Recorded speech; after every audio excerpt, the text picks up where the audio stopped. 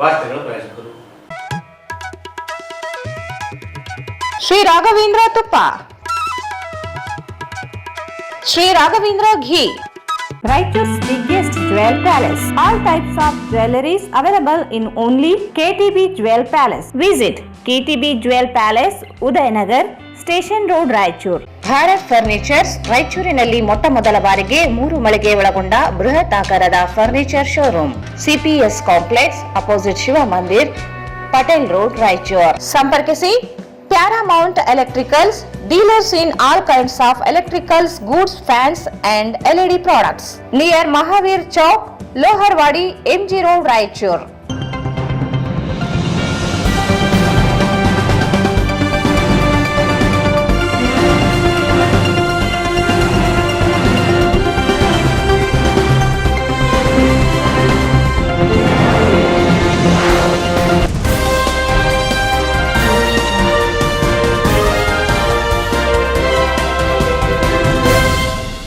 ನಮಸ್ಕಾರ, ವಾರ್ತೆಗೆ ಸ್ವಾಗತ. ಮೊದಲಿಗೆ ಮುಖ್ಯಾಂಶಗಳು. ಸಿಎಂ ಸಿದ್ದರಾಮಯ್ಯನವರನ್ನು ಅಧಿಕಾರದಿಂದ ಕೆಳಗಿಳಿಸಿದರೆ ಹಿಂದುಳಿದ ಜಾತಿಗಳ ಒಕ್ಕೂಟದಿಂದ ಹೋರಾಟ, ಹನುಮಂತಪ್ಪ. ಎಸ್ಎಸ್ಎಲ್ಸಿ ಫಲಿತಾಂಶ ಹೆಚ್ಚಿಸಲು ಡಿಸೆಂಬರ್ 3ರಂದು ನವಯುಗ ಶಿಕ್ಷಣ ಸಂಸ್ಥೆಯಿಂದ ಜಿಲ್ಲಾ ಮಟ್ಟದ ರಸಪ್ರಶ್ನೆ, ರಮೇಶ್ ಉಪ್ರಾಳ್. ಭಾರತ ಜ್ಞಾನ ವಿಜ್ಞಾನ ಸಮಿತಿಯಿಂದ ಆಕಾಶ ನಿಮಗೆ ಎಷ್ಟೋ ಕುರಿತು ವಿಜ್ಞಾನದೊಂದಿಗೆ ಸಂವಾದ, ವಿದ್ಯಾವಂತರು ಮೌಢ್ಯಗಳಿಗೆ ಹೆಚ್ಚು ಗುರಿಯಾಗುತ್ತಿರುವುದು ಕಳವಳಕಾರಿ, ಜಯಣ್ಣ. ಮುಖ್ಯಮಂತ್ರಿ ಸ್ಥಾನದಿಂದ ಸಿದ್ದರಾಮಯ್ಯನವರನ್ನು ಇಳಿಸಿದರೆ ತೀವ್ರ ಸ್ವರೂಪದ ಹೋರಾಟ, ಕೆ ಬಸವಂತಪ್ಪ. ಮತ್ತು ಒಂದೆಡೆ ಮಾವಿನ ಕೆರೆ ಅಭಿವೃದ್ಧಿ, ಮತ್ತೊಂದು ಕಡೆ ಚರಂಡಿ ನೀರು ಕೆರೆಗೆ ಸೇರ್ಪಡೆ, ಕಲುಷಿತ ನೀರಿನಲ್ಲಿ ಕೆರೆ ಅಭಿವೃದ್ಧಿ ಕುರಿತು ಸಾರ್ವಜನಿಕರ ಆಕ್ಷೇಪ. ಅಸ್ಮಿತಾ ಅಟ್ಲಾಂಟಿಕ್ಸ್ ಪಂದ್ಯಾವಳಿ ವಿಜೇತರಿಗೆ ಬಹುಮಾನ.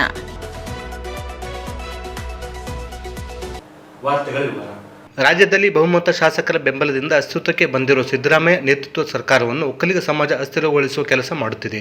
ಕಾಂಗ್ರೆಸ್ ಪಕ್ಷದ ಹೈಕಮಾಂಡ್ ಒತ್ತಡ ಮಣಿದು ಸಿದ್ದರಾಮಯ್ಯವರನ್ನು ಅಧಿಕಾರದಿಂದ ಕೆಳಗಿಳಿಸಿದ ಪ್ರಯತ್ನ ಮಾಡಿದ್ದಲ್ಲಿ ಹಿಂದುಳಿದ ವರ್ಗಗಳ ಒಕ್ಕೂಟದ ಪ್ರತಿಭಟನೆ ನಡೆಸಲಿದೆ ಎಂದು ಜಿಲ್ಲಾ ಹಿಂದುಳಿದ ಜಾಗೃತಿ ಒಕ್ಕೂಟದ ಜಿಲ್ಲಾ ಪ್ರಧಾನ ಕಾರ್ಯದರ್ಶಿ ಕೆ ಹನುಮಂತಪ್ಪ ಹೇಳಿದರು.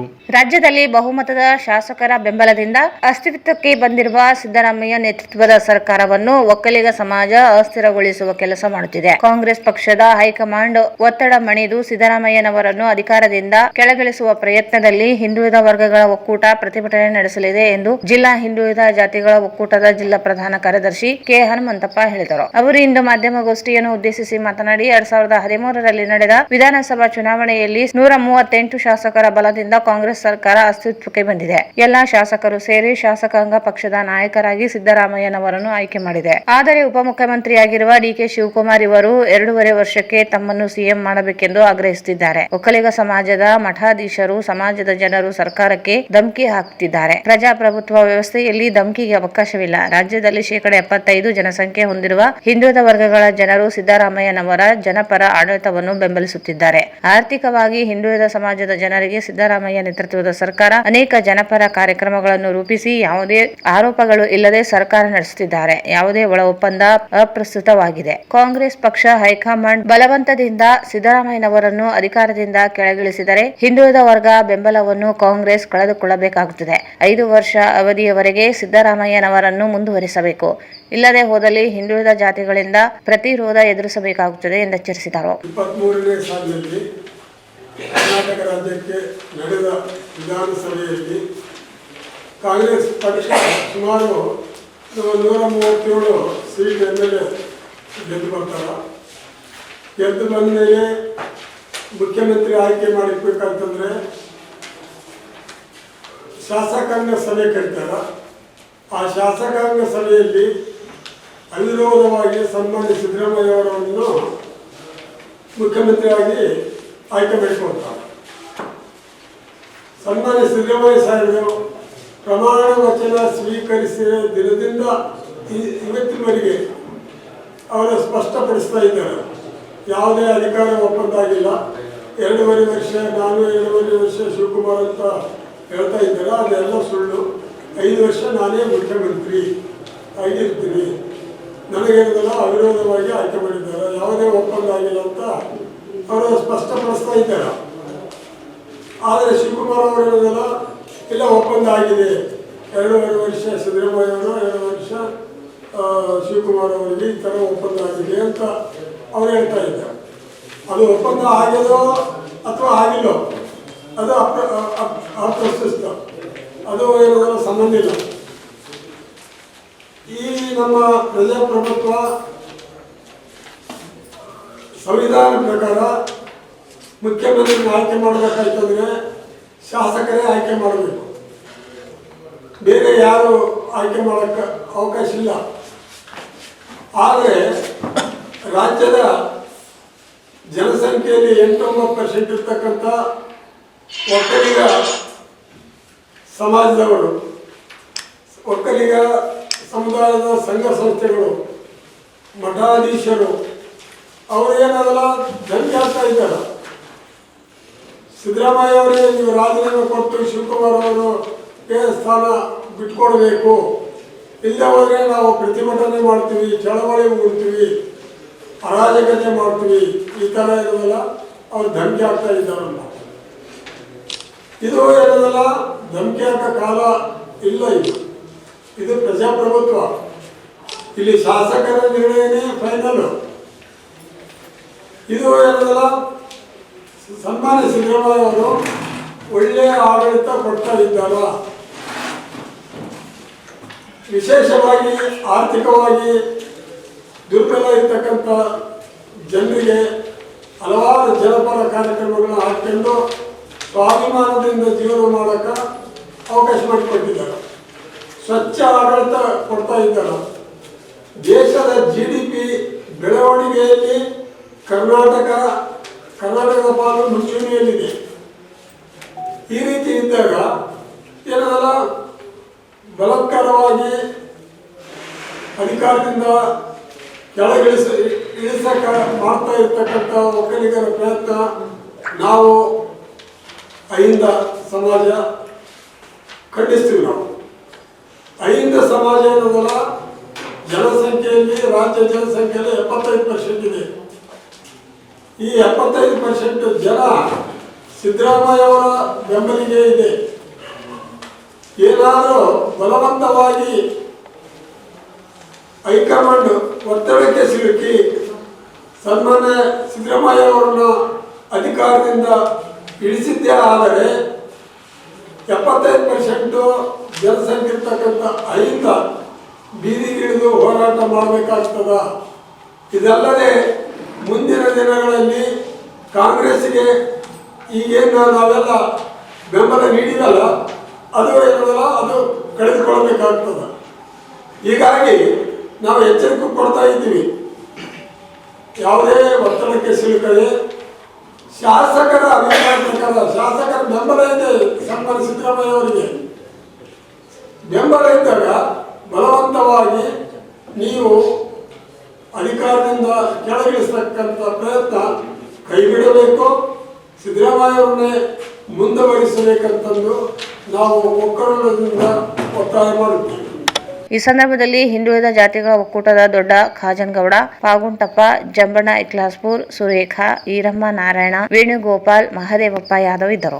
ಜಿಲ್ಲೆಯಲ್ಲಿ SLC ಫಲಿತಾಂಶ ಹೆಚ್ಚಿಸುವ ಪ್ರಯತ್ನವಾಗಿ ನವಯುಗ ಶಿಕ್ಷಣ ಸಂಸ್ಥೆ ಸಂಚಾಲಿತ ನವಯುಗ ಸ್ನಾತಕ ಮತ್ತು ಸ್ನಾತಕೋತ್ತರ ಮಹಾವಿದ್ಯಾಲಯ ಡಿಸೆಂಬರ್ 3ರಂದು ಜಿಲ್ಲಾ ಮಟ್ಟದ ರಸಪ್ರಶ್ನೆ ಕಾರ್ಯಕ್ರಮ ನಗರದ ಪಂಡಿತ್ ಸಿದ್ದರಾಮಯ್ಯ ಜಂಬಲ್ದನಿ ರಂಗಮಂದಿರದಲ್ಲಿ ಆಯೋಜಿಸಲಾಗಿದೆ ಎಂದು ನವಯುಗ ಪದವಿ ಪೂರ್ವ ಕಾಲೇಜಿನ ಪ್ರಾಚಾರ್ಯ ರಮೇಶ್ ಉಪ್ರಾಳ್ ಹೇಳಿದರು. ಜಿಲ್ಲೆಯಲ್ಲಿ SSLC ಫಲಿತಾಂಶ ಹೆಚ್ಚಿಸುವ ಪ್ರಯತ್ನವಾಗಿ ನವಯುಗ ಶಿಕ್ಷಣ ಸಂಸ್ಥೆ ಸಂಚಾಲಿತ ನವಯುಗ ಸ್ನಾತಕ ಮತ್ತು ಸ್ನಾತಕೋತ್ತರ ಮಹಾವಿದ್ಯಾಲಯ ಡಿಸೆಂಬರ್ 3ರಂದು ಜಿಲ್ಲಾ ಮಟ್ಟದ ರಸಪ್ರಶ್ನೆ ಕಾರ್ಯಕ್ರಮ ನಗರದ ಪಂಡಿತ್ ಸಿದ್ದರಾಮಯ್ಯ ಜಂಬಲ್ದನಿ ರಂಗಮಂದಿರದಲ್ಲಿ ಆಯೋಜಿಸಲಾಗಿದೆ ಎಂದು ನವಯುಗ ಪದವಿ ಪೂರ್ವ ಕಾಲೇಜಿನ ಪ್ರಾಚಾರ್ಯ ರಮೇಶ್ ಉಪ್ರಾಳ್ ಹೇಳಿದರು. ಅವರು ಇಂದು ಮಾಧ್ಯಮಗೋಷ್ಠಿಯನ್ನು ಉದ್ದೇಶಿಸಿ ಮಾತನಾಡಿ, ಕಳೆದ 7 ವರ್ಷಗಳಿಂದ ರಸಪ್ರಶ್ನೆ ಕಾರ್ಯಕ್ರಮ ಆಯೋಜಿಸುತ್ತಾ ಬಂದಿದೆ. ಜಿಲ್ಲೆಯ ಎಲ್ಲಾ ಪ್ರೌಢಶಾಲೆಗಳ ಮಕ್ಕಳು ಮತ್ತು ಒಬ್ಬ ಶಿಕ್ಷಕರಿಗೆ ಭಾಗವಹಿಸುವ ಅವಕಾಶವಿದೆ. ಉಚಿತ ಪ್ರವೇಶ ಮಾಡಿಕೊಳ್ಳಲು ಪ್ರತಿ ಪ್ರೌಢಶಾಲೆಯಿಂದ 3 ಜನ ವಿದ್ಯಾರ್ಥಿಗಳು, ಒಬ್ಬ ಶಿಕ್ಷಕರಿಗೆ ಅವಕಾಶ ನೀಡಲಾಗುತ್ತದೆ. ವಿಜೇತ ತಂಡಗಳಿಗೆ ಬಹುಮಾನದೊಂದಿಗೆ ಪ್ರಮಾಣ ಪತ್ರ ವಿತರಿಸಲಾಗುತ್ತದೆ. SSLC ವಿದ್ಯಾರ್ಥಿಗಳ ಪಠ್ಯಾಧಾರಿತ ರಸಪ್ರಶ್ನೆ ಕಾರ್ಯಕ್ರಮ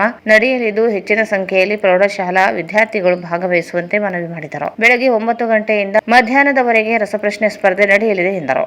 ಆತ್ಮೀಯ ರಾಯಚೂರು ಜಿಲ್ಲೆ ಪ್ರೌಢಶಾಲೆಗಳ 10ನೇ ತರಗತಿ ವಿದ್ಯಾರ್ಥಿಗಳಿಗೆ ಮತ್ತು ಶಿಕ್ಷಕರಿಗೆ ಈ ಮೂಲಕ ತಿಳಿಸುವುದೇನೆಂದರೆ, ರಾಯಚೂರು ಜಿಲ್ಲೆಯ 10ನೇ ತರಗತಿ ಫಲಿತಾಂಶವನ್ನು ಇನ್ನೂ ಉತ್ತಮಪಡಿಸಲು ರಾಯಚೂರು ಜಿಲ್ಲೆಯಲ್ಲಿಯೇ ಒಂದು ಪ್ರತಿಷ್ಠಿತ ಶಿಕ್ಷಣ ಸಂಸ್ಥೆಗಳಲ್ಲಿ ಒಂದಾಗಿರುವಂತಹ ನವಯುಗ ಶಿಕ್ಷಣ ಸಂಸ್ಥೆ ರಾಯಚೂರು, ನವಯುಗ ಪದವಿ ಪೂರ್ವ ಕಾಲೇಜು ರಾಯಚೂರು ಮತ್ತು ನವಯುಗ ಸ್ನಾತಕ ಮತ್ತು ಸ್ನಾತಕೋತ್ತರ ಮಹಾವಿದ್ಯಾಲಯ ರಾಯಚೂರು ಇವರುಗಳ ಸಂಯುಕ್ತ ಆಶ್ರಯದಲ್ಲಿ ಸತತ 7 ವರ್ಷಗಳಿಂದ 10ನೇ ತರಗತಿ ವಿದ್ಯಾರ್ಥಿಗಳ ಪಠ್ಯಾಧಾರಿತ ರಸಪ್ರಶ್ನೆ ಕಾರ್ಯಕ್ರಮವನ್ನು ಹಮ್ಮಿಕೊಳ್ಳಲಾಗುತ್ತಿತ್ತು. ಪ್ರಸ್ತುತ 2025-26ನೇ ಶೈಕ್ಷಣಿಕ ಸಾಲಿನಲ್ಲಿಯೂ ಸಹ 8ನೇ ವರ್ಷದ ಪಠ್ಯಾಧಾರಿತ ರಸಪ್ರಶ್ನೆ ಕಾರ್ಯಕ್ರಮವನ್ನು ಹಮ್ಮಿಕೊಳ್ಳಲಾಗಿದ್ದು, ಇದರ ಸದುಪಯೋಗವನ್ನು ಪಡೆದುಕೊಳ್ಳುವ ನಿಟ್ಟಿನಲ್ಲಿ ದಿನಾಂಕ 3/12/2025ರಂದು ಪಂಡಿತ್ ಸಿದ್ದರಾಮ ಜನ್ಮದಿನ ರಂಗಮಂದಿರದಲ್ಲಿ ಬೆಳಿಗ್ಗೆ 9 ಗಂಟೆಗೆ ಪಠ್ಯಾಧಾರಿತ ರಸಪ್ರಶ್ನೆ ಕಾರ್ಯಕ್ರಮವನ್ನು ಹಮ್ಮಿಕೊಳ್ಳಲಾಗಿದೆ. ರಾಯಚೂರು ಜಿಲ್ಲೆಯ ಎಲ್ಲ ಪ್ರೌಢಶಾಲೆಗಳ 10ನೇ ತರಗತಿಯ ವಿದ್ಯಾರ್ಥಿಗಳು ಭಾಗವಹಿಸಿ ತಮ್ಮ ಫಲಿತಾಂಶವನ್ನು ಸುಧಾರಿಸಿಕೊಳ್ಳಬೇಕೆಂದು ಈ ಮೂಲಕ ಎಲ್ಲ ಪ್ರೌಢಶಾಲೆ ವಿದ್ಯಾರ್ಥಿಗಳಿಗೆ ಮತ್ತು ಶಿಕ್ಷಕರಿಗೆ ವಿನಂತಿಸಿಕೊಳ್ಳುತ್ತೇವೆ. ಇಂದಿನ ಉದ್ದೇಶ ಏನು ಅಂತಂದ್ರೆ, ರಾಯಚೂರು ಜಿಲ್ಲೆ ಎಲ್ಲ ಒಂದು ಪ್ರೌಢಶಾಲೆಯ ವಿದ್ಯಾರ್ಥಿಗಳಿಗೆ ಮತ್ತು ಶಿಕ್ಷಕರಿಗೆ ಮನವಿ ಮಾಡಿಕೊಳ್ಳುವುದೇನಂತಂದ್ರೆ, ನಾವು 7 ವರ್ಷಗಳಿಂದ ಸತತವಾಗಿ ಇವತ್ತು ಏನು ಪಠ್ಯಾಧಾರಿತ ರಸಪ್ರಶ್ನೆ ಕಾರ್ಯಕ್ರಮ ಮಾಡ್ತಾ ಇದ್ದೀವಿ, ಅದನ್ನ ಸದುಪಯೋಗ ಪಡಿಸಿಕೊಳ್ಬೇಕು ಮತ್ತು ಭಾಗವಹಿಸ್ತಕ್ಕಂಥ ವಿದ್ಯಾರ್ಥಿಗಳಿಗೆ ಈ ಹೋಗಿ ಬರುವಂತ ವ್ಯವಸ್ಥೆ ಏನಿರ್ಬೋದು, ಹಣ ಆಗಿರ್ಬೋದು ಅಥವಾ ಮಧ್ಯಾಹ್ನದ ಊಟದ ವ್ಯವಸ್ಥೆ ಆಗಿರ್ಬೋದು ಅಥವಾ ಇಲ್ಲಿ ಫಲಿತಾಂಶ ಸುಧಾರಣೆಗಾಗಿ ರಾಯಚೂರು ಜಿಲ್ಲೆ ಅತ್ಯಂತ ಫಲಿತಾಂಶದಲ್ಲಿ ಕೆಳಮಟ್ಟದಲ್ಲಿ ಅಥವಾ ಕೊನೆಯ ಸ್ಥಾನದಲ್ಲಿ ಬರ್ತಕ್ಕಂಥದ್ದು ನಾವು ನೋಡ್ತಾ ಇದ್ದೀವಿ. ಮತ್ತು ಹೆಚ್ಚಿನ ಸಂಖ್ಯೆ ವಿದ್ಯಾರ್ಥಿಗಳು ಇರ್ತಕ್ಕಂಥ ಶಾಲೆಯಿಂದ 2 ತಂಡಗಳು, ಒಂದು ತಂಡದಲ್ಲಿ 3 ಜನ ವಿದ್ಯಾರ್ಥಿಗಳು, 2 ತಂಡ ಬಂದ್ರು 6 ಜನ ವಿದ್ಯಾರ್ಥಿಗಳು, ಒಬ್ಬ ಶಿಕ್ಷಕರು. ಹೋಗಿ ಬರುವಂತ ಪ್ರಯಾಣ ಭತ್ಯೆಯನ್ನು ಸಹ ನಾವು ಕೊಡ್ತಾ ಇದ್ದೇವೆ. ನೋಂದಣಿ ಈಗಾಗಲೇ 36 ಟೀಮ್ಗಳಾಗಿವೆ. ಸುಮಾರು ಪ್ರತಿ ವರ್ಷ 70ರಿಂದ 80 ಶಾಲೆಗಳು ಮೇಲ್ಪಟ್ಟು ಭಾಗವಹಿಸ್ತಾ ಇದ್ದಾವೆ. ಈಗ 7 ವರ್ಷಗಳಿಂದ ನಾವು ಆ 7 ವರ್ಷಗಳಲ್ಲಿ ಭಾಗವಹಿಸಿರ್ತಕ್ಕಂಥ ಕೆಲವು ಶಾಲೆಗಳಿಗೆ ವಿದ್ಯಾರ್ಥಿಗಳು, ಪ್ರತಿ ಶಾಲೆಯಿಂದ ಭಾಗವಹಿಸಿರ್ತಕ್ಕಂಥ ವಿದ್ಯಾರ್ಥಿಗಳಿಗೆ ಪಾರ್ಟಿಸಿಪೇಟ್ ಸರ್ಟಿಫಿಕೇಟ್ ಅಂತ ಹೇಳಿ ಕೊಡ್ತಾ ಇದ್ದೀವಿ ಮತ್ತು ಅಲ್ಲಿ ಪ್ರಥಮ, ದ್ವಿತೀಯ, ತೃತೀಯ ಬಹುಮಾನಗಳನ್ನು ಸಹ ನಾವು ಕೊಡ್ತಾ ಇದ್ದೀವಿ. ಈ ಸಂದರ್ಭದಲ್ಲಿ ಸಂಸ್ಥೆಯ ನಿರ್ದೇಶಕ ವಿಘ್ನೇಶ್ವರನ್, ಹೇಮಲತಾ, ಸತೀಶ್ ಕುಮಾರ್, ಆಡಳಿತಾಧಿಕಾರಿ ನರಸಿಂಹಲು ಎನ್, ಡಾಕ್ಟರ್ ಈರಣ್ಣ ಪೂಜಾರಿ, ಜೈ ಭೀಮ್, ನಾಹಿದ್ ಪಾಷಾ, ಶೇಖ್ ಅತಾರ್ ಸೇರಿದಂತೆ ಅನೇಕರಿದ್ದರು. ಜಗತ್ತು 21ನೇ ಶತಮಾನದಲ್ಲಿದ್ದರೂ ಕೂಡ ಸಮಾಜವು ಮೂಢನಂಬಿಕೆಗಳಿಗೆ ಆಕರ್ಷಿತವಾಗಿರುವುದು ವಿಜ್ಞಾನಕ್ಕೆ ದೊಡ್ಡ ಸವಾಲಾಗಿದ್ದು, ಮಕ್ಕಳಲ್ಲಿ ವೈಜ್ಞಾನಿಕ ಚಿಂತನೆ ಬೆಳೆಸಿ ಮೌಢ್ಯತೆಯನ್ನು ತೊಲಗಿಸುವ ಮೂಲಕ ಪ್ರಜಾಪ್ರಭುತ್ವದ ವಾರಸುದಾರರ ಭವಿಷ್ಯದ ಕುರಿತು ಚಿಂತನೆ ನಡೆಸುವ ಜವಾಬ್ದಾರಿ ಪ್ರತಿಯೊಬ್ಬರದಾಗಿದೆ ಎಂದು ಮಹಾನಗರ ಪಾಲಿಕೆ ಹಿರಿಯ ಸದಸ್ಯ ಜಯಣ್ಣ ಹೇಳಿದರು. ಜಗತ್ತು 21ನೇ ಶತಮಾನದಲ್ಲಿ ಇದ್ದರೂ ಕೂಡ ಸಮಾಜವು ಮೂಢನಂಬಿಕೆಗಳಿಗೆ ಆಕರ್ಷಿತವಾಗಿರುವುದು ವಿಜ್ಞಾನಕ್ಕೆ ದೊಡ್ಡ ಸವಾಲಾಗಿದ್ದು, ಮಕ್ಕಳಲ್ಲಿ ವೈಜ್ಞಾನಿಕ ಚಿಂತನೆ ಬೆಳೆಸಿ ಮೌಢ್ಯತೆಯನ್ನು ತೊಲಗಿಸುವ ಮೂಲಕ ಪ್ರಜಾಪ್ರಭುತ್ವದ ವಾರಸುದಾರರ ಭವಿಷ್ಯದ ಕುರಿತು ಚಿಂತನೆ ನಡೆಸುವ ಜವಾಬ್ದಾರಿ ಪ್ರತಿಯೊಬ್ಬರದಾಗಿದೆ ಎಂದು ಮಹಾನಗರ ಪಾಲಿಕೆ ಹಿರಿಯ ಸದಸ್ಯ ಜಯಣ್ಣ ಹೇಳಿದರು.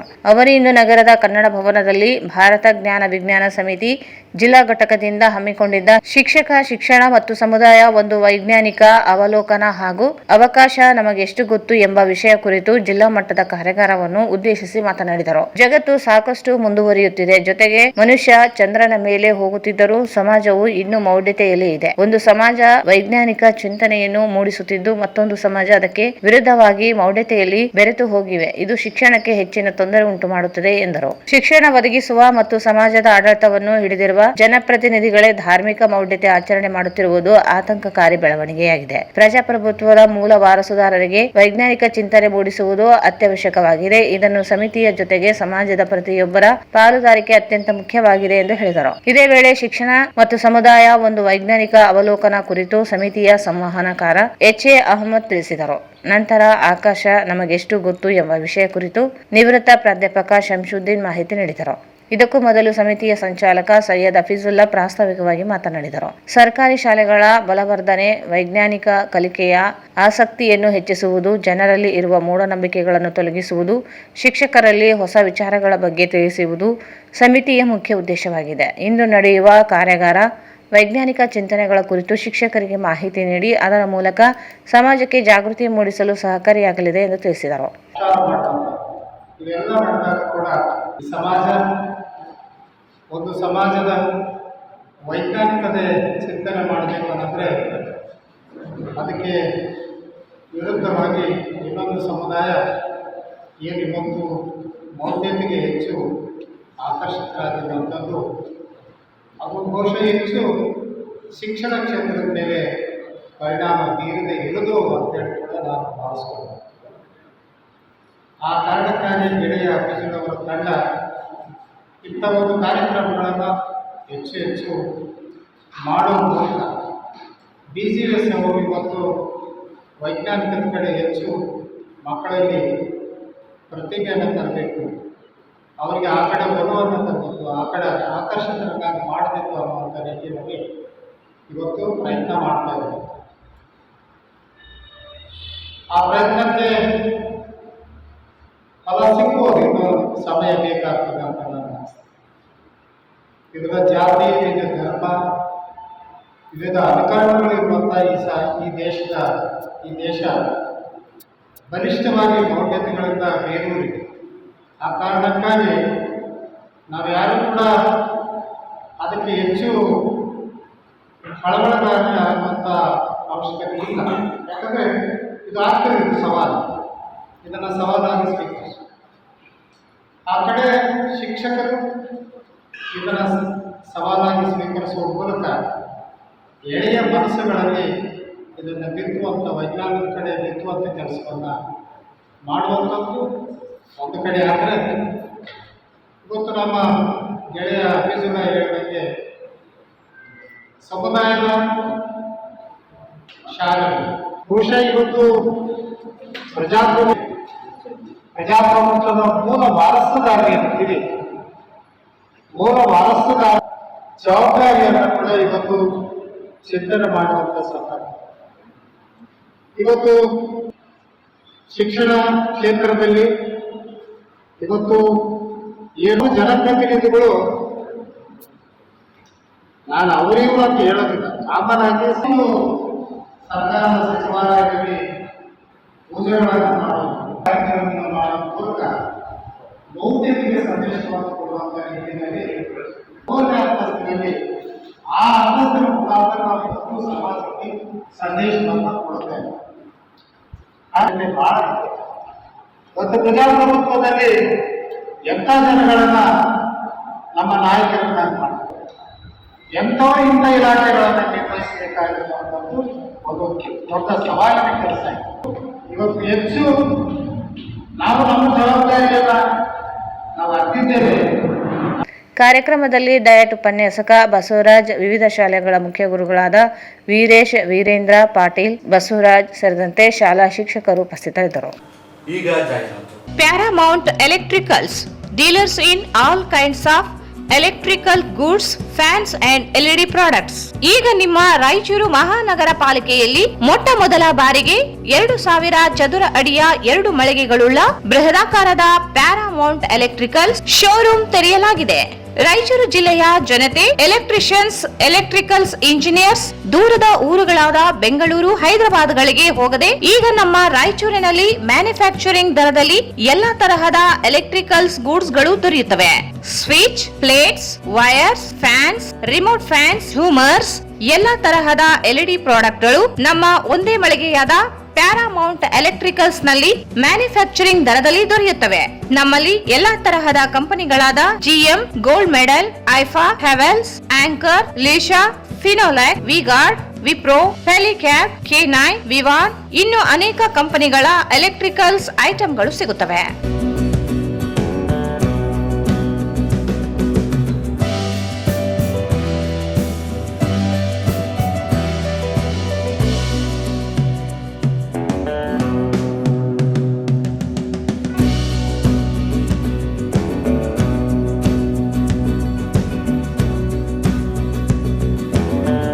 ಸಂಪರ್ಕಿಸಿ Paramount electricals, dealers in all kinds of electricals goods, fans and LED products, near Mahavir Chowk, Loharwadi, MG road, Raichur. Mobile 886138 8270. Raichur's biggest jewel palace. All types of jewelries available in only KTB Jewel Palace. 916 Allmark Gold Jewelries available. ವಿಶೇಷವಾಗಿ ಬಂಗಾರದ ಆಭರಣಗಳಾದ ನಮ್ಮಲ್ಲಿ fancy earrings, fancy necklace, ಮಾಂಗಲ್ಯ ಮತ್ತು ಬಳೆಗಳು ಇನ್ನೂ ಅನೇಕ ತರಹದ ಆಭರಣಗಳು ದೊರೆಯುತ್ತವೆ. ಬೆಳ್ಳಿಯ ಆಭರಣಗಳಾದ ಕಾಲುಂಗುರ, ಕಾಲುಗೆಜೆ, ಬೆಳ್ಳಿಯ ಪೂಜಾ ಐಟಮ್ಸ್, ವಿವಿಧ ರೀತಿಯ ಆರ್ಟಿಕಲ್ಸ್ ದೊರೆಯುತ್ತವೆ. ರಾಯಚೂರಿನಲ್ಲಿ ಮೊಟ್ಟ ಮೊದಲ ಬಾರಿಗೆ ಯುವಕರಿಗಾಗಿಯೇ ಬ್ರಾಸ್ಲೆಟ್ಸ್, ಚೈನ್ಸ್, ಉಂಗುರಗಳು, ಇನ್ನೂ ಅನೇಕ ರೀತಿಯ ಡಿಸೈನ್ಸ್ ಆಭರಣಗಳು ದೊರೆಯುತ್ತವೆ.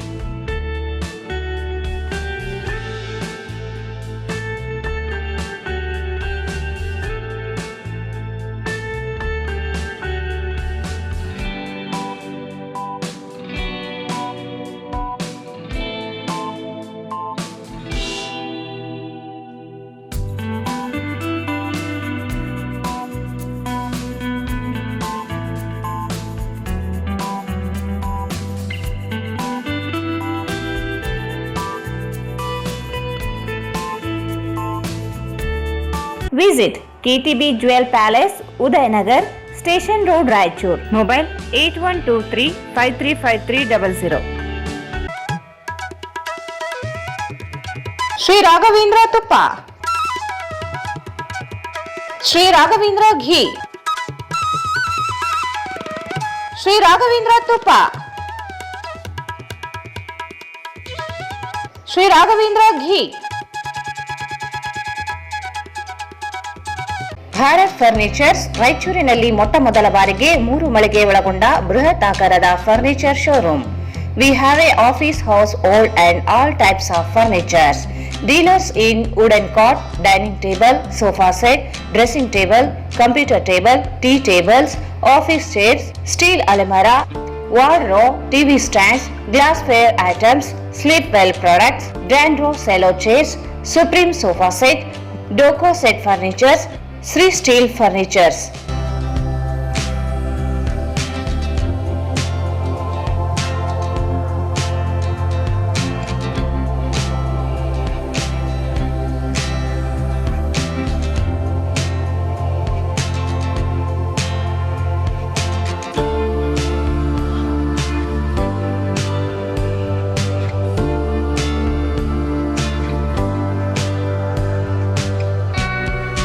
For more details, contact Bharat Furnitures, CPS Complex, opposite Shiva Mandir, Patel Road, Raichur.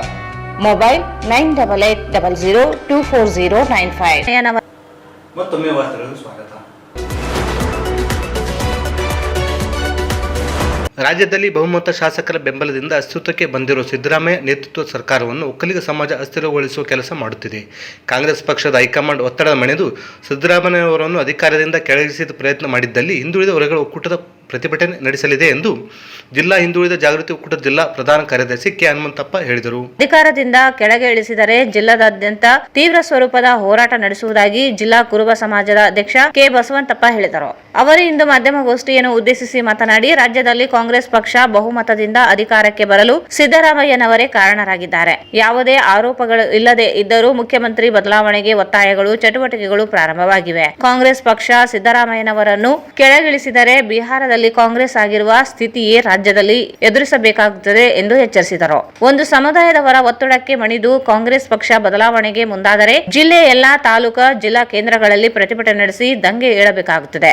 Congress ಪಕ್ಷ ಸಿದ್ದರಾಮಯ್ಯನವರನ್ನೇ 5 ವರ್ಷ ಆಡಳಿತದಲ್ಲಿ ಮುಂದುವರಿಸಬೇಕೆಂದು ಆಗ್ರಹಿಸಿದರು. ಜಿಲ್ಲಾ ಕಾರ್ಯದರ್ಶಿ ಬಿ ಬಸವರಾಜ್ ಮಾತನಾಡಿ, ಮುಖ್ಯಮಂತ್ರಿ ಸಿದ್ದರಾಮಯ್ಯನವರ ಪಾರದರ್ಶಕ ಆಡಳಿತದಿಂದ ರಾಜ್ಯದ ಜನತೆಗೆ 5 ಗ್ಯಾರಂಟಿ ಯೋಜನೆಗಳನ್ನು ನೀಡುವ ಮೂಲಕ ಜನಪರವಾದ ಆಡಳಿತ ನೀಡಿದ್ದಾರೆ. ಕಾಂಗ್ರೆಸ್ ಪಕ್ಷ ಬದಲಾವಣೆಗೆ ಮುಂದಾದರೆ ಹಿಂದುಳಿದ ವರ್ಗಗಳನ್ನು ಕಡೆಗಣಿಸಲಾಗುತ್ತದೆ. ಸಿದ್ದರಾಮಯ್ಯನವರನ್ನೇ 5 ವರ್ಷ ಆಡಳಿತ ಮಾಡಲು ಅವಕಾಶ ನೀಡಬೇಕೆಂದರು. ರಾಜ್ಯ ಸರ್ಕಾರ ಇವತ್ತು ಗ್ಯಾರಂಟಿ ಕೊಟ್ಟಾರ. ಬಡವರ ವ್ಯಕ್ತಿ ನಮ್ಮ ಸಮಾಜದಲ್ಲಿ ಹುಟ್ಟಿದ್ದು ನಮ್ಮ ದೈವ, ಸಮಾಜದವ್ರು ನಾವೆಲ್ಲ ಪುಣ್ಯ ಮಾಡಿ ಅಂತವ್ರ ಕಡೆಯಿಂದ ನಾವು ಸೇವೆ ಮಾಡ್ತಿದ್ವಲ್ಲ. ಯಾಕಂದ್ರೆ ಸಿದ್ದರಾಮಯ್ಯ ನಾವು ಒಂದು ಮಾತು ಇವತ್ತು AICC ರಾಷ್ಟ್ರ ಮಟ್ಟದ AICC ಕಾಂಗ್ರೆಸ್ ಪಕ್ಷ ಮುಖಂಡರುಗಳಿಗೆ ಹೇಳೋದಿಷ್ಟೇ, ನೀವೇನಾದ್ರೂ ಸಿದ್ದರಾಮಯ್ಯ ಟಚ್ ಮಾಡಿದ್ರಿ, ನೀ ಬಿಹಾರ ಏನಾಯ್ತು ಗತಿ 6 ಸೀಟ್ ಬಂದವ, ಅದಕ್ಕಿಂತ ಕನಿಷ್ಠ ಆಗ್ತದ ರಾಜ್ಯದಲ್ಲಿ. ದಯಮಾಡಿ ಸಿದ್ದರಾಮಯ್ಯನವರು ಮಹಾನ್ ವ್ಯಕ್ತಿ, ಬಡವರ ಆಧಾರಿ, ರೈತ ವರ್ಗದ ನಾಯಕ. ಇಷ್ಟೆಲ್ಲ ಇಟ್ಕೊಂಡು ಯಾರೋ ಒಂದು ಫೋನ್ನವ್ರು ಹೇಳ್ತಾರೆ ಅಂದೊಳಗೆ ಬದಲಾವಣೆ ಮಾಡ್ತಾರಂದ್ರೆ ಮುಂದೆ ಎಲೆಕ್ಷನ್ ಆದಾಗ 28 ಆದ್ಮೇಲೆ ಮಾಡ್ರಿ, ಮತ್ತೆ ಸರ್ಕಾರ ಬರ್ತಂದ್ರೆ ಮಾಡ್ರಿ, ಅದನ್ನು ಯಾರು ಕೇಳ್ತಾರ ಅವ್ರಿಗೆ ಮಾಡ್ರಿ. ದಯಮಾಡಿ ನಾವಿಷ್ಟೇ ಸಿದ್ದರಾಮಯ್ಯನ ಅಭಿಮಾನಿಗಳು. ಒಂದು ವೇಳೆ ಸಿದ್ದರಾಮಯ್ಯನ ಟಚ್ ಮಾಡಿ ಏನಾದ್ರು ಮಾಡಿದ್ರಿ ಎಲ್ಲ ಜಿಲ್ಲಾ ತುಂಬ ನಾವು ಹೋರಾಟ ಮಾಡ್ತೀವಿ. ಜಿಲ್ಲಾ ತುಂಬ ಪ್ರತಿಯೊಂದು ತಾಲೂಕದಲ್ಲಿ ಪ್ರತಿಭಟನೆ ಮಾಡ್ತೀವಿ, ಪ್ರತಿಯೊಂದು ಜಿಲ್ಲಾ ಹೆಡ್ ಕ್ವಾರ್ಟರ್ನಲ್ಲಿ ಪ್ರತಿಭಟನೆ ಮಾಡ್ತೀವಿ. ಇದು ಬಹಳ ಸೀರಿಯಸ್ ಆಗಿ ಮಾಡ್ತೀವಿ. ಇವತ್ತು ಅವರು 16 ಬಜೆಟ್ ಮಂಡನೆ ಮಾಡ್ಯಾರ. ಯಾರಾದ್ರೂ ಕರ್ನಾಟಕದಲ್ಲಿ 16 ಬಜೆಟ್ ಮಾಡ್ಯಾರ, ಇವತ್ತು 16 ಬಜೆಟ್ ಮಾಡಿ 17ಕ್ಕೂ ಹೋಗುವತ್ತಾಗ ಹಿಂಗ್ ಮಾಡ್ತಾರಲ್ಲ, ಏನ್ ಅನ್ಬೇಕು ನಿಮ್ಗ? ರಾಜಕೀಯ ಮಾಡ್ರಿ, ಮಾಡೋದು ಮಾಡ್ರಿ ರಾಜಕೀಯ. ಇಲ್ಲದ ಮಾಡಕ್ ಗೊತ್ತಿಲ್ಲ ಈಗ ನಾವು ಜಿಲ್ಲಾ ಕುರುಬರಂತೂ ಎಲ್ಲಾ ತಾಲೂಕಲ್ಲಿಂದ ದಂಗೆ ಆಡಿಸ್ತೀವಿ. ದಂಗೆ ಅವ್ರು ಟಚ್ ಮಾಡಿದ್ರೆ ರೋಡಿಗೆ ಟೆಂಟ್ ಹಾಕಿ ಪ್ರತಿಭಟನೆ ಮಾಡ್ತೀವಿ, ಹೋರಾಟ ಮಾಡ್ತೀವಿ. ದಯಮಾಡಿ ರಾಷ್ಟ್ರೀಯ ಕಾಂಗ್ರೆಸ್ ಪಕ್ಷ ಅಧ್ಯಕ್ಷರಾದ ಮಲ್ಲಿಕಾರ್ಜುನ ಖರ್ಗೆ ಅವರಿಗೆ, ಸೋನಿಯಾ ಗಾಂಧಿ ಅವರಿಗೆ, ರಾಹುಲ್ ಗಾಂಧಿ ಅವರಿಗೆ ನಿಮ್ಮಲ್ಲಿ ರಿಕ್ವೆಸ್ಟ್ ಮಾಡ್ತೀವಿ. ನಮ್ಮ ಜಿಲ್ಲಾ ಸಮಾಜದ ವತಿಯಿಂದ ದಯಮಾಡಿ ನೀವು ನಮ್ಮ ಸಿದ್ದರಾಮಯ್ಯ ಟಚ್ ಮಾಡಕ್ ಹೋಗ್ಬಾರ್ದು. ಈ ಸಂದರ್ಭದಲ್ಲಿ ರಾಜ್ಯ ನಿರ್ದೇಶಕ ಭೀಮಪ್ಪ ಕಡದರದಿನ್ನಿ, ಹನುಮಂತಪ್ಪ ಜಾಲಿಬೆಂಚಿ, ನಾಗೇಂದ್ರಪ್ಪ ಮಟ್ಮಾರಿ, ಶೇಖರ್ ವಾರದ್, ನಾಗರಾಜ್ ಮಡ್ಡಿಪೇಟೆ, ಹನುಮಂತಪ್ಪ ವಕೀಲ್, ರಾಮನಗೌಡ ವಕೀಲ್ ಇದ್ದರು. ನಗರದ ಹೃದಯ ಭಾಗದಲ್ಲಿರುವ ಹಾಗೂ ಜಿಲ್ಲೆಯ ಇತಿಹಾಸವನ್ನು ಸಾರುವ ಐತಿಹಾಸಿಕ ಮಾವಿನಕೆರೆ ಅಭಿವೃದ್ಧಿಗೆ ಜಿಲ್ಲಾಡಳಿತ ಹಾಗೂ ಮಹಾನಗರ ಪಾಲಿಕೆ ಮುಂದಾಗಿರುವುದಾಗಿ ಹೇಳಿಕೊಂಡರು. ಮಾವಿನಕೆರೆಗೆ ಪೈಪ್ಗಳ ಮೂಲಕ ಕಲುಷಿತ ನೀರು ಬಿಡಲಾಗುತ್ತಿದ್ದು, ಕೆರೆ ಮತ್ತಷ್ಟು ಮಲಿನಗೊಳ್ಳುತ್ತಿರುವುದಕ್ಕೆ ಸಾರ್ವಜನಿಕರು ಆಕ್ರೋಶ ವ್ಯಕ್ತಪಡಿಸಿದ್ದಾರೆ.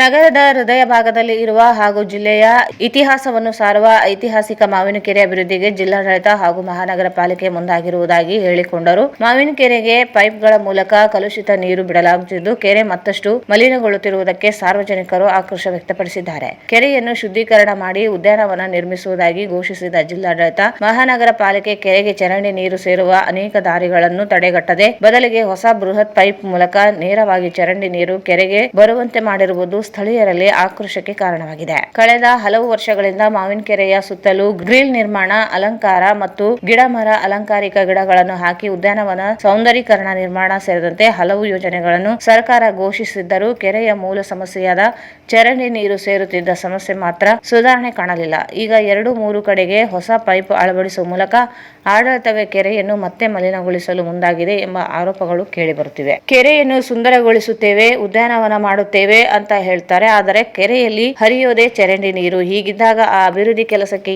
ಏನರ್ಥ? ಇದು ಜನರ ಕಣ್ಣಿಗೆ ಮಣ್ಣು ಎರಚು ಕೆಲಸ ಮಾಡುತ್ತಿದ್ದಾರೆ ಎಂದು ಮಾತುಗಳು ಕೇಳಿಬರುತ್ತಿವೆ. ಕೆರೆಗೆ ನಿರಂತರವಾಗಿ ಹರಿಯುವ ಚರಂಡಿ ನೀರಿನಿಂದ ಕೆರೆಯು ಮತ್ತಷ್ಟು ಮಲಿನಗೊಂಡು ಸುತ್ತಲಿನ ಪ್ರದೇಶದಲ್ಲಿ ದುರ್ವಾಸನೆ ಸಮಸ್ಯೆ ಹೆಚ್ಚುತ್ತಿದೆ.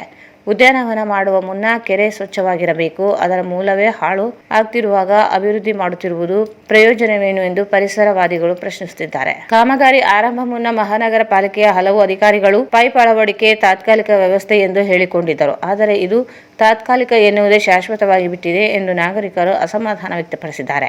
ಸಣ್ಣ ನೀರಾವರಿ ವಿಜ್ಞಾನ ತಂತ್ರಜ್ಞಾನ ಸಚಿವ ಎನ್.ಎಸ್. ಬೋಸರಾಜ್ ಅವರ ಮುಂದಾಳತ್ವದಲ್ಲಿ ಮಾವಿನಕೆರೆ ಅಭಿವೃದ್ಧಿ ಮತ್ತು ಸೌಂದರೀಕರಣಕ್ಕೆ ಮುಂದಾಗಿದ್ದು, ಕೆರೆ ಸಂರಕ್ಷಣೆ ಮಲಿನೀಕರಣ ತಡೆ ಕಾಯ್ದೆಯನ್ನು ಉಲ್ಲಂಘನೆ ಮಾಡಲಾಗಿದೆ. ನೀರಾವರಿ ಸಚಿವರ ಜಿಲ್ಲೆಯಲ್ಲಿಯೇ ಮಾವಿನಕೆರೆಗೆ ಚರಂಡಿ ಪೈಪ್ಲೈನ್ ಅಳವಡಿಸಿ ಚರಂಡಿ ನೀರು ಲಿಂಕ್ ಮಾಡುತ್ತಿರುವುದು ಕಾಯ್ದೆಯ ಸ್ಪಷ್ಟ ಉಲ್ಲಂಘನೆಯಾಗಿದೆ ಹಾಗೂ ಕಾನೂನು ಉಲ್ಲಂಘನೆ ಮಾಡುವ ವ್ಯಕ್ತಿಗೆ 5 ವರ್ಷ ಜೈಲು ಶಿಕ್ಷೆ ಮತ್ತು ಗರಿಷ್ಠ 20,000 ದಂಡ ವಿಧಿಸಲು ಅವಕಾಶವಿದೆ. ಪರಿಸರವಾದಿಗಳು, ಸಾರ್ವಜನಿಕರು ಜಿಲ್ಲಾಡಳಿತ, ಮಹಾನಗರ ಪಾಲಿಕೆ ಮತ್ತು ಸಚಿವರ ವಿರುದ್ಧ ದೂರು ದಾಖಲಿಸಲು ಮುಂದಾಗಬೇಕಿದೆ. ಈ ಬೆಳವಣಿಗೆಯ ಹಿನ್ನೆಲೆಯಲ್ಲಿ ಜಿಲ್ಲಾಡಳಿತ ಮತ್ತು ಮಹಾನಗರ ಪಾಲಿಕೆ ಸ್ಪಷ್ಟನೆ ನೀಡುವಂತೆ ಸ್ಥಳೀಯರು ಆಗ್ರಹಿಸುತ್ತಿದ್ದಾರೆ. ಕೆರೆಯ ರಕ್ಷಣೆಗೆ ಕ್ರಮ ಕೈಗೊಳ್ಳದಿದ್ದಲ್ಲಿ ನಡೆಯುವ ಅಭಿವೃದ್ಧಿ ಕಾರ್ಯಗಳಿಗೂ ಅರ್ಥವಿಲ್ಲ ಎನ್ನುವುದು ನಾಗರಿಕರ ಅಭಿಪ್ರಾಯವಾಗಿದೆ. ರಾಯಚೂರು ಅಥ್ಲೆಟಿಕ್ ಅಸೋಸಿಯೇಷನ್ ಸಹಯೋಗದಲ್ಲಿ ಆಯೋಜಿಸಲಾದ ಖೇಲೋ ಇಂಡಿಯಾ ಅಸ್ಮಿತಾ ಅಥ್ಲೆಟಿಕ್ 2025-26 ಪಂದ್ಯಾವಳಿಯಲ್ಲಿ ವಿಜೇತರ ಪಟ್ಟಿ ಪ್ರಕಟಿಸಲಾಯಿತು. 14 ಮತ್ತು 16 ವರ್ಷದ ವಯೋಮಿತಿಯ ವಿದ್ಯಾರ್ಥಿಗಳ ಮಧ್ಯೆ ನಡೆದ ಪಂದ್ಯಾವಳಿಯಲ್ಲಿ ಪ್ರಥಮ, ದ್ವಿತೀಯ, ತೃತೀಯ ಫಲಿತಾಂಶ ಪ್ರಕಟಿಸಲಾಗಿದ್ದು, ಈ ಎಲ್ಲ ವಿಜೇತರು ಮುಂದೆ ರಾಷ್ಟ್ರಮಟ್ಟದಲ್ಲಿ ತಮ್ಮ ಪ್ರತಿಭೆಯನ್ನು ಪ್ರದರ್ಶಿಸಲಿದ್ದಾರೆ. 14 ವರ್ಷದ ಕ್ರೀಡಾಪಟುಗಳು ಟೈಥ್ಲಾನ್ ಎ ಪಂದ್ಯಾವಳಿಯಲ್ಲಿ 1259 ಅಂಕ ಪಡೆದು ಮಿಲೋನಾ ಪ್ರಥಮ ಸ್ಥಾನ 1238 ಅಂಕ ಪಡೆದು, ಸಮೀನಾ ದ್ವಿತೀಯ ಸ್ಥಾನ 1069 ಅಂಕ ಪಡೆದು, ಲಿಂಬಿನಿ ತೃತೀಯ ಸ್ಥಾನ ಪಡೆದಿದ್ದಾರೆ. 14 ವರ್ಷದ ಕ್ರೀಡಾಪಟುಗಳ ಟೈಥ್ಲಾನ್ ಬಿ ರಲ್ಲಿ ಪಂದ್ಯಾವಳಿಯಲ್ಲಿ 1489 ಅಂಕ ಪಡೆದು ಗೀತಾ ಪ್ರಥಮ ಸ್ಥಾನ, 1458 ಅಂಕ ಪಡೆದು ಕೆ ಹೇಮಲತಾ ದ್ವಿತೀಯ ಸ್ಥಾನ, ಹರಿಪ್ರಿಯಾ 1406 ಅಂಕ ಪಡೆದು ತೃತೀಯ ಸ್ಥಾನ ಪಡೆದಿದ್ದಾರೆ. 14 ವರ್ಷದ ಕ್ರೀಡಾಪಟುಗಳ ಥ್ರೈಥಲಾನ್ ಸಿ ರಲ್ಲಿ ಪಂದ್ಯಾವಳಿಯಲ್ಲಿ 1689 ಅಂಕ ಪಡೆದು ರಾಜೇಶ್ವರಿ ಪ್ರಥಮ ಸ್ಥಾನ, 1458 ಅಂಕ ಪಡೆದು ಮೈತ್ರಿ ದ್ವಿತೀಯ ಸ್ಥಾನ, ಮೋನಿಕಾ 1406 ಅಂಕ ಪಡೆದು ತೃತೀಯ ಸ್ಥಾನ ಪಡೆದಿದ್ದಾರೆ. 16 ವರ್ಷದ ಕ್ರೀಡಾಪಟುಗಳು 60 ಮೀಟರ್ ಓಟದಲ್ಲಿ 8.50 ಸೆಕೆಂಡ್ನಲ್ಲಿ ಓಟ ಪೂರ್ಣಗೊಳಿಸಿ ವಿಜಯಲಕ್ಷ್ಮಿ ಪ್ರಥಮ ಸ್ಥಾನ ಗಳಿಸಿದರೆ,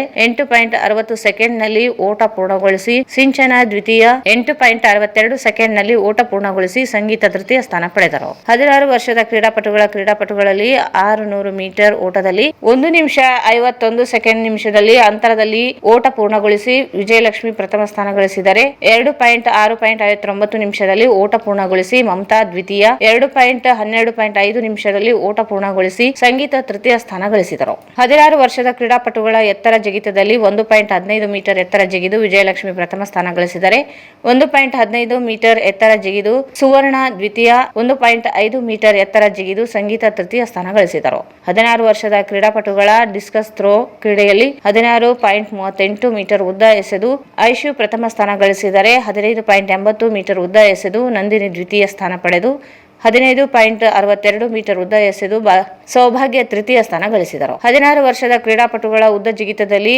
5 ಮೀಟರ್ ಅಪ್ರೋಚ್ ಪಂದ್ಯಾವಳಿಯಲ್ಲಿ 3.19 ಮೀಟರ್ ಉದ್ದ ಜಿಗಿದು ಪೂರ್ಣಿಮಾ ಪ್ರಥಮ ಸ್ಥಾನ ಗಳಿಸಿದರೆ, 3.14 ಮೀಟರ್ ಉದ್ದ ಜಿಗಿದು ಸುವರ್ಣ ದ್ವಿತೀಯ ಸ್ಥಾನ, 3.19 ಮೀಟರ್ ಉದ್ದ ಜಿಗಿದು ಸಿಂಚನ ತೃತೀಯ ಸ್ಥಾನ ಗಳಿಸಿದರು. 16 ವರ್ಷದ ಕ್ರೀಡಾಪಟುಗಳ ಗುಂಡು ಎಸೆತ 3 ಕೆಜಿ ಕ್ರೀಡೆಯಲ್ಲಿ 8.25 ಮೀಟರ್ ಉದ್ದ ಎಸೆದು ಸೌಭಾಗ್ಯ ಪ್ರಥಮ ಸ್ಥಾನ ಗಳಿಸಿದರೆ, 7.88 ಮೀಟರ್ ಉದ್ದ ಎಸೆದು ನಂದಿನಿ ದ್ವಿತೀಯ, 7.40 ಮೀಟರ್ ಉದ್ದ ಎಸೆದು ಐಶು ತೃತೀಯ ಸ್ಥಾನ ಗಳಿಸಿದರು. 16 ವರ್ಷದ ಕ್ರೀಡಾಪಟುಗಳ ಜಾವಿಲಿನ್ ಥ್ರೋ 10 ಮೀಟರ್ ಅಪ್ರೋಚ್ 500 ಗ್ರಾಂ ಕ್ರೀಡೆಯಲ್ಲಿ 18.56 ಮೀಟರ್ ಉದ್ದ ಎಸೆದು ಸೌಭಾಗ್ಯ ಪ್ರಥಮ ಸ್ಥಾನ ಗಳಿಸಿದರೆ, 18.54 ಮೀಟರ್ ಉದ್ದ ಎಸೆದು ಹಾರಿಕಾ ದ್ವಿತೀಯ ಸ್ಥಾನ, 18.26 ಮೀಟರ್ ಉದ್ದ ಎಸೆದು ಸುಧಾ ತೃತೀಯ ಸ್ಥಾನ ಗಳಿಸಿದರು. ಈ ಸಂದರ್ಭದಲ್ಲಿ ಅಥ್ಲೆಟಿಕ್ ಅಸೋಸಿಯೇಷನ್ ಜಿಲ್ಲಾಧ್ಯಕ್ಷ ಪಿ ಚಂದ್ರಶೇಖರ್ ರೆಡ್ಡಿ, ಪ್ರಧಾನ ಕಾರ್ಯದರ್ಶಿ ಕೆ ತಿಮ್ಮಾರೆಡ್ಡಿ, ಗೌರವಾಧ್ಯಕ್ಷರ ಕೆ ಸತ್ಯನಾರಾಯಣ, ಉಪಾಧ್ಯಕ್ಷರಾದ ಶ್ರೀನಿವಾಸ್ ರೆಡ್ಡಿ, ಭಗತ್ ಸಿಂಗ್, ಜಂಟಿ ಕಾರ್ಯದರ್ಶಿಗಳಾದ ಬೆಲಂ ಕಿರಣ್, ಗೋಪಿನಾಥ್, ಎನ್ ಶ್ರೀನಿವಾಸ್, ನರಸಪ್ಪ, ವಿನೋದ್, ರವಿ, ಧನಂಜಯ್ ಅನೇಕರು ಉಪಸ್ಥಿತರಿದ್ದರು. ಕೊನೆಯಲ್ಲಿ ಮತ್ತೊಮ್ಮೆ ಮುಖ್ಯಾಂಶ. ಸಿಎಂ ಸಿದ್ದರಾಮಯ್ಯನವರನ್ನು ಅಧಿಕಾರದಿಂದ ಕೆಳಗಿಳಿಸಿದರೆ ಹಿಂದುಳಿದ ಜಾತಿಗಳ ಒಕ್ಕೂಟದಿಂದ ಹೋರಾಟ, ಹನುಮಂತಪ್ಪ. ಎಸ್ಎಸ್ಎಲ್ಸಿ ಫಲಿತಾಂಶ ಹೆಚ್ಚಿಸಲು ಡಿಸೆಂಬರ್ 3ರಂದು ನವಯುಗ ಶಿಕ್ಷಣ ಸಂಸ್ಥೆಯಿಂದ ಜಿಲ್ಲಾ ಮಟ್ಟದ ರಸಪ್ರಶ್ನೆ, ರಮೇಶ್ ಉಪ್ರಾಳ್. ಭಾರತ ಜ್ಞಾನ ವಿಜ್ಞಾನ ಸಮಿತಿಯಿಂದ ಆಕಾಶ ನಿಮಗೆ ಎಷ್ಟೋ ಕುರಿತು ವಿಜ್ಞಾನದೊಂದಿಗೆ ಸಂವಾದ, ವಿದ್ಯಾವಂತರು ಮೌಢ್ಯಗಳಿಗೆ ಹೆಚ್ಚು ಗುರಿಯಾಗುತ್ತಿರುವುದು ಕಳವಳಕಾರಿ, ಜಯಣ್ಣ. ಮುಖ್ಯಮಂತ್ರಿ ಸ್ಥಾನದಿಂದ ಸಿದ್ದರಾಮಯ್ಯನವರನ್ನು ಇಳಿಸಿದರೆ ತೀವ್ರ ಸ್ವರೂಪದ ಹೋರಾಟ, ಕೆ ಬಸವಂತಪ್ಪ. ಮತ್ತು ಒಂದೆಡೆ ಮಾವಿನ ಕೆರೆ ಅಭಿವೃದ್ಧಿ, ಮತ್ತೊಂದು ಕಡೆ ಚರಂಡಿ ನೀರು ಕೆರೆಗೆ ಸೇರ್ಪಡೆ, ಕಲುಷಿತ ನೀರಿನಲ್ಲಿ ಕೆರೆ ಅಭಿವೃದ್ಧಿ ಕುರಿತು ಸಾರ್ವಜನಿಕರ ಆಕ್ಷೇಪ. ಅಸ್ಮಿತಾ ಅಟ್ಲಾಂಟಿಕ್ಸ್ ಪಂದ್ಯಾವಳಿ ವಿಜೇತರಿಗೆ ಬಹುಮಾನ.